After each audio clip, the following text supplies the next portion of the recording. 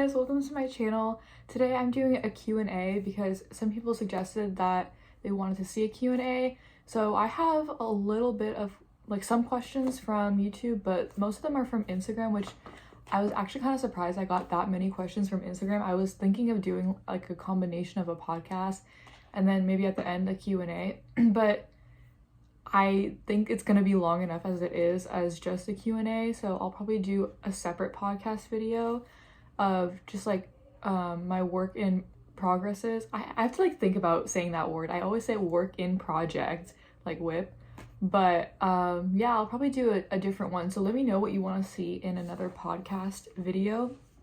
So I'm gonna start with probably the YouTube comments, but then I gotta quickly go to the Instagram ones because it's like a 24-hour story and now they're all starting to disappear because it's been basically 24 hours.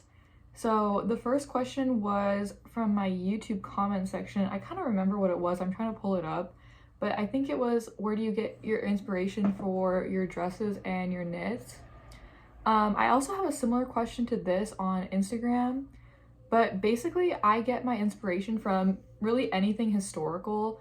I love the dresses in old movies. I just love the silhouette too, and how every decade had something different. Yeah, so that's pretty much where I get the inspiration. I also love ethnic style, so it could be like any type, but I really love traditional folk costume. So that is also another inspiration. By the way, I just finished making my terracotta sweater. It looks like this. For once, I didn't do any shaping. I just knit it how it was. It's kind of boxy, but whatever. I did play yarn chicken though when I was making it, which I guess is a term for when you kind of don't know if you have enough yarn. I think that's what it is, but I kid you not, I ended this project with about this much of this main color because it's a mohair. It's the Rauma Finul and the Knitting for Olive pure silk, or not pure silk, Knitting for Olive silk mohair held together. And I was honestly stressed the whole time. I didn't know if I was gonna have enough to finish it.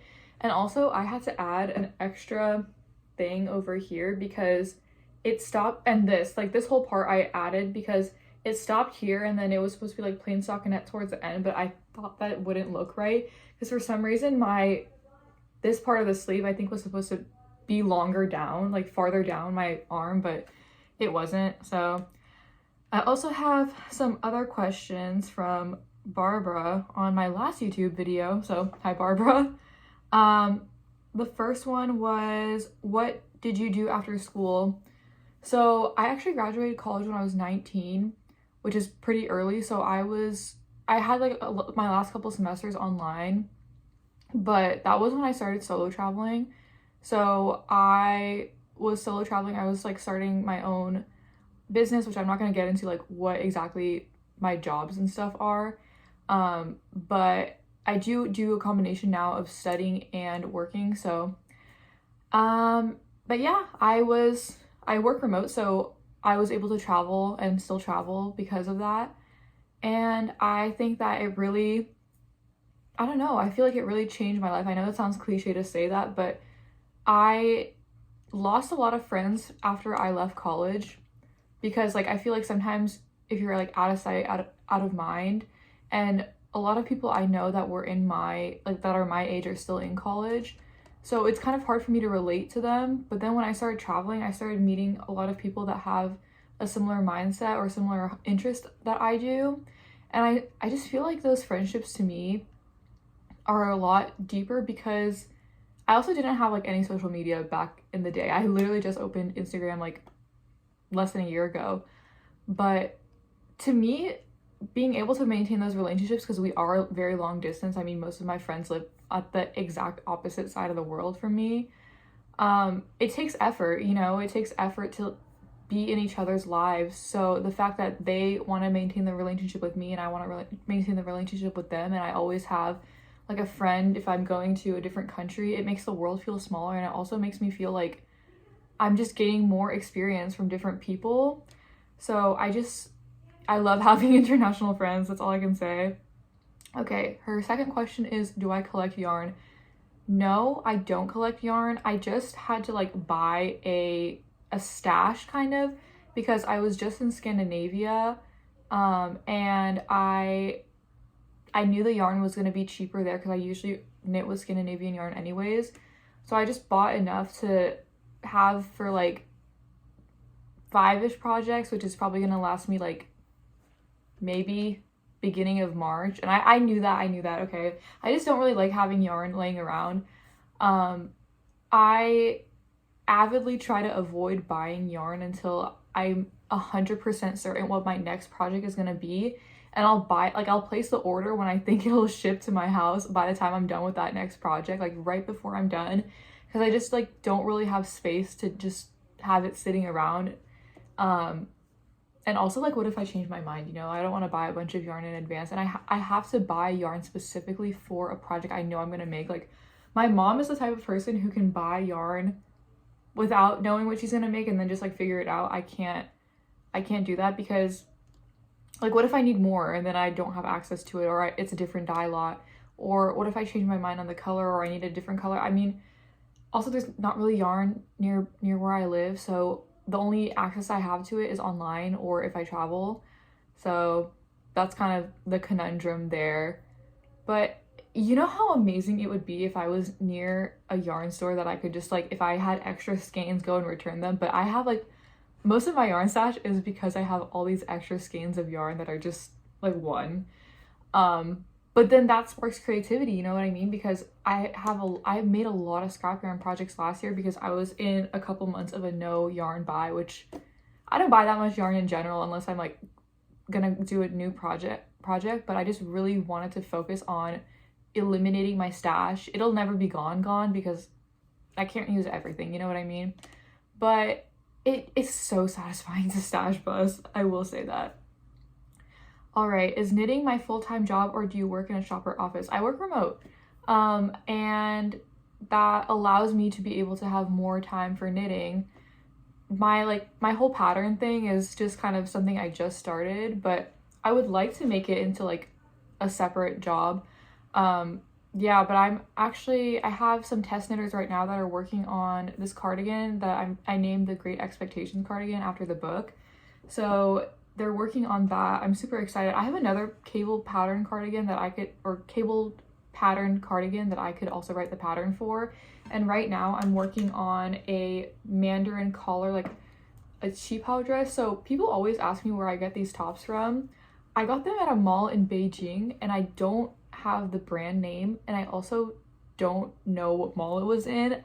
I would know what mall it was in if I was walking down that specific Wang Fujin street, and I would be like, oh, turn here and then go to like the second floor. I could tell you that, but I don't even think they make them anymore because I got them in 2024, and I have a black one and a white one.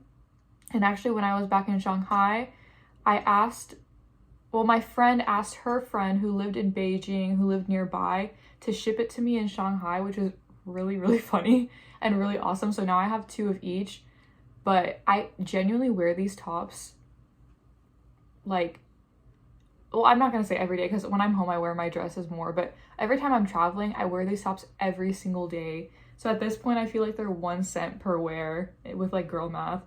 But yeah, I wanted to make a pattern for those, and I want to do some other like Asian inspired patterns because I have these Chinese sweater clasps. I think they're called frog clasps, but I'm not really sure, that I wanted to make because my mom has some yarn. I want to use up some of that yarn because my yarn is almost done from the ones that I got on my trip.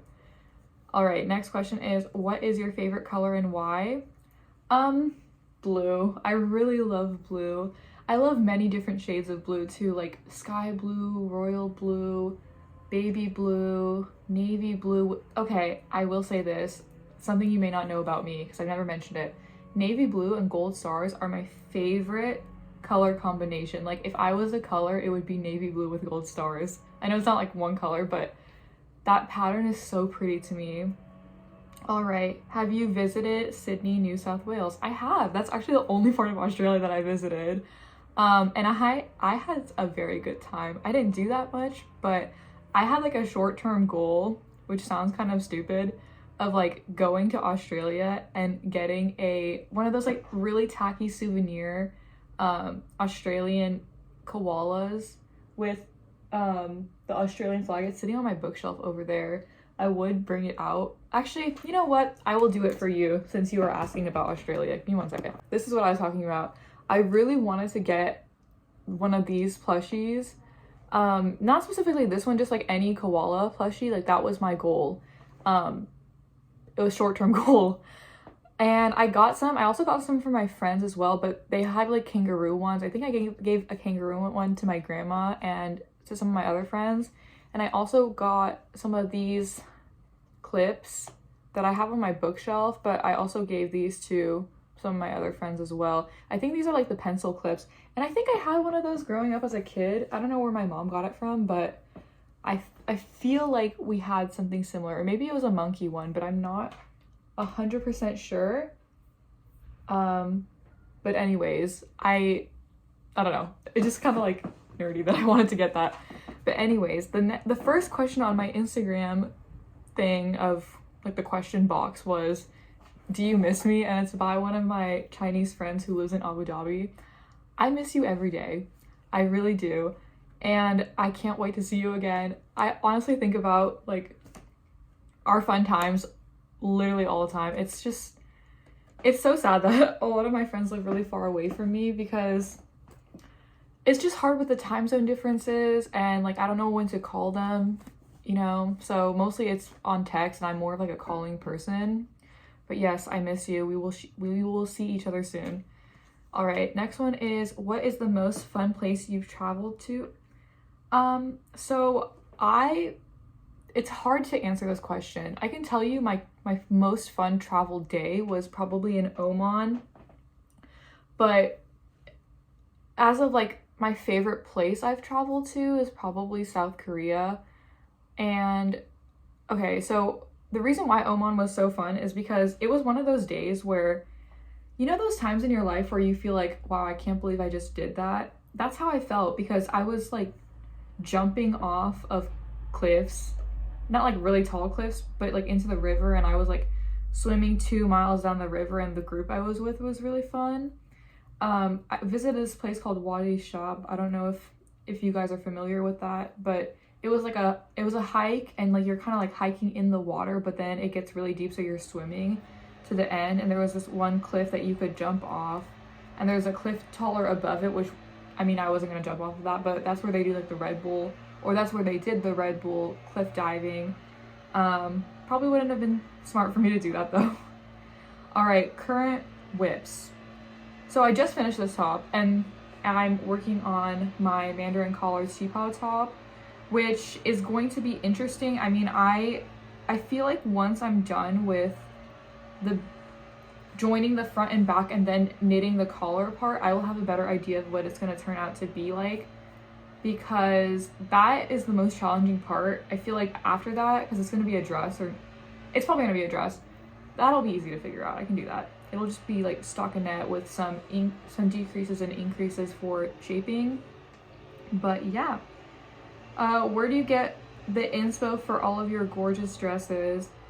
Yeah, like I said, I really love old movie dresses. So somebody asked me what my dream dresses are. I'll show you guys after. But basically, like, I don't know, I really love those 1930s organza dresses or the 1950s organza dresses. And I also love Victorian dresses. I wish people still dressed that dramatically these days. It would be so much fun. And like going to balls, just, it sounds like so much fun. All right, next question. Oh, that was, my friend actually asked me this question, like dream dresses. So I don't know if you guys have ever watched the White Christmas movies, but I really like Vera Ellen's pink dress in that one, and also the Sisters song. I love the blue dresses that they wore. I also like a lot of Grace Kelly's dresses from High Society, and just like her dresses in general. So yeah, those are probably my dream dresses. It's not like, you can't really buy them, I guess, but that style is my favorite style of dress. All right, this next question makes me laugh every single time. Somebody asked, is one of your parents really a pilot? Yeah, my dad is a pilot, actually. That's why I named my channel A Pilot's Daughter Travels, because I know it's mostly about knitting, which may be like throwing off some people, but the reason I travel so often is because he's a pilot, so that's why I named it that. All right, next question is, does anyone else in your family knit? Actually, every woman on my mom's side knows how to knit, so like as far back as I know, which is to like my great grandmas. I've never met my great grandmas, but apparently one of them had a sewing school, and then the other one was kind of like the community seamstress. She would make people's wedding dresses for free, which seems very in character for her. I don't know, she just wouldn't seem like the kind of person that would want to receive payment for that, which is really nice. And my mom actually won first place for sewing men's clothing, and she won a ski trip out of it. But she's the one who taught me how to knit. But yeah, everybody knows how to knit. Even my 90-year-old grandma, she still knits right now, so. All right, how many countries have I been to? I've been to around 70 countries. All right, next question. Where do you find all your beautiful dresses?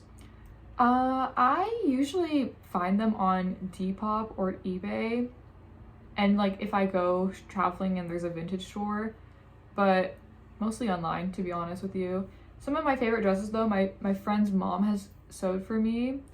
So yeah.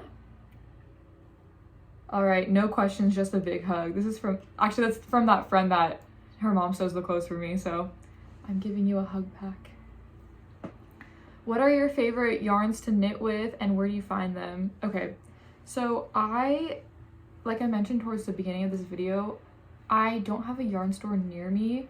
So if I buy yarn, it has to either be online or while I'm traveling. But every time I go to Scandinavia, that's where I buy the majority of my yarn. Like I think probably for the last good majority of my projects have been from Scandinavia. So, because the thing is, I would have used that yarn anyways, so it would have been cheaper to get it there to begin with. And also, since I'm not a EU citizen, I get a tax refund. So from some stores, not every store does the tax refund thing, but some of them do, which is really nice. My favorite brands are Hilsvag, Ull, Var Fabrik, Sandnes Garn, and Knitting for Olive and Rauma Garn. Those are, so Knitting for Olive is Danish, Sandnes Garn is Norwegian, the Hilsvag one is Norwegian, and Rauma is Norwegian. So yeah, those are my favorite yarn brands because I really like the rustic wool, and that one Hilsvag one that I use, that is really an underrated yarn. I've never really seen people talk about that one, but I highly recommend it if you want to try a new yarn brand. I made both of my Dagmar jackets with that, and I would use it again. I also like the Herholz triple yarn. I just used that for my Esther jacket, so that was really nice as well. They have like different thicknesses too, so it's not just the worsted Aran weight one that I use. They have like all different types. All right, what's your favorite dress?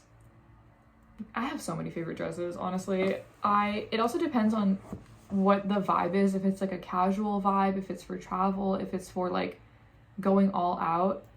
But I really like my 1930s inspired organza dresses. I love my gunny sacks dresses. I like my handmade dresses, not handmade by me, but like handmade by people that I know. But yeah. All right, do you have a favorite learning to knit basic stitches tutorial or book? Unfortunately, I wish I could be more helpful with this, but I don't, because I learned how to knit from my mom who doesn't know how to read a pattern. So everything she taught me was not in English.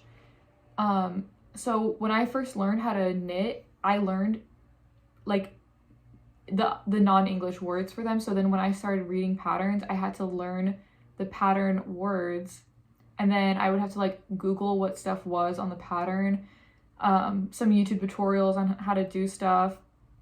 So honestly, my best advice is if you're like trying to learn how to read a pattern, just start reading it. And then if you have something that, sometimes they're good about having the stitch guide of what each, like K means knit, P means purl, S, SK, you know, that's all stuff that you will learn over time, but you can just easily do a Google search and watch a YouTube tutorial. I just watch like really short YouTube tutorials on how to do them if I have a question or something. All right, not a question, but you are literally gorgeous. Thank you. Uno reverse back at you. All right, since when are you traveling? So it may surprise some people, but when I was younger, like before I graduated high school, we didn't travel that much, honestly. It wasn't until after I graduated high school that I actually went abroad for the first time. And then after that, I just like started traveling more. And actually the first time I ever flew by myself was when I was 18, which I can't believe because not long after that, I was like just like solo traveling to different places. So the first part of my international solo trip that I ever took was in Vilnius in Lithuania, which is really underrated. I honestly love all the Baltic nations. I had such a good time. And also you can find really, really cool handmade souvenirs there, especially in Vilnius because it's not really touristy. They have the cutest handmade shops. Actually, do you see that wreath back there, that circle? That's a lavender wreath that I brought back from Vilnius. So, and it's still there, you know? All right, how do you keep your hair so beautiful and healthy? So I don't cut my hair and I've never dyed it or used heat on it. And honestly, like I actually had a comment that asked me for my like hair products I use. The one thing I'm pretty consistent with is this Labo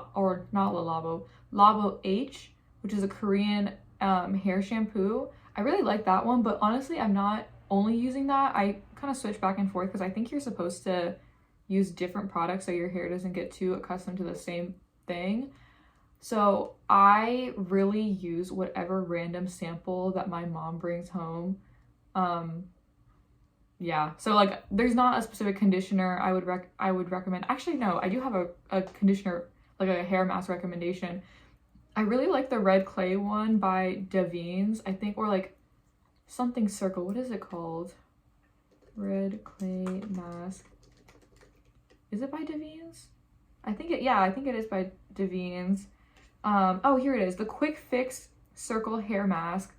That one is really good. I really, really like that. And a little goes a long, long way. Like I use a pea-sized amount and it covers all of my hair. So if you want to try something out, definitely give that one a try. All right, what is my favorite language to speak? So actually a friend of mine asked me this question. And originally I just said like English because I think in English and everything around me is in English. And I also think I'm funnier in English. People ask me this a lot. They're like, oh, do you think in different languages? I don't. I think in English, and then I like thought about it a little more and I was like, wait, does she mean what my actual favorite language is to say words of? Because in that case, it would be Korean. I don't speak fluent Korean. I just like speak basic Korean, but I just love pronouncing the words. I just drop random Korean words in our phone calls and she has no idea what I'm talking about. And she's just like, oh, and it's really funny. She's mentioned that to me before. And actually on my Instagram, I think you call it like captions on Instagram, or not caption, bio maybe on Instagram. I have like the Korean words for "추리문 닫습니다," which if you don't know means the doors are closing. And the reason that you may be like, wow, that's so esoteric. What does it mean? It's literally the thing that they say on the metro, which means the doors are closing. So every time I hear it, they repeat it twice and I really liked the way it sounded. So I just put it on my Instagram bio for no reason because I would say it all the time. "추리문 닫습니다." Okay.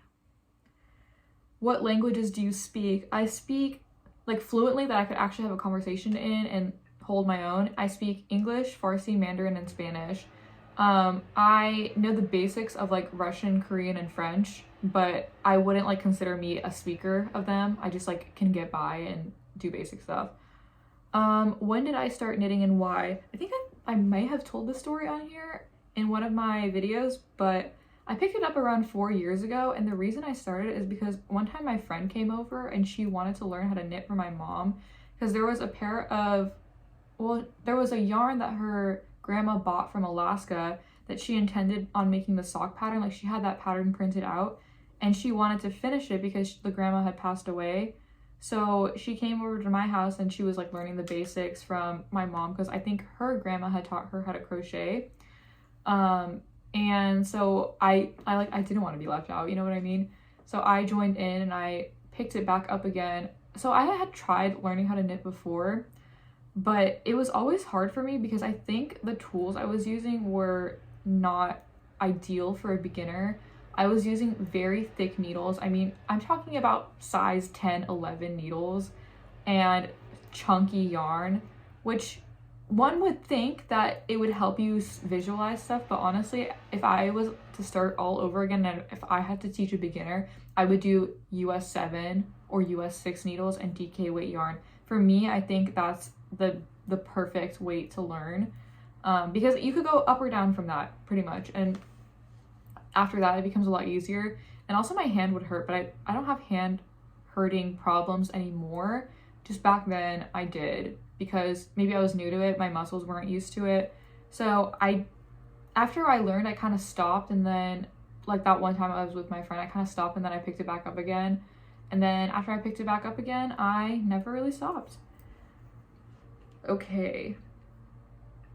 How many languages do you speak? I speak 4, like fluently-ish, but I am honestly really interested in linguistics. If I could have a superpower, well, I would want multiple superpowers, but one of them would definitely be to be able to speak any language in the world.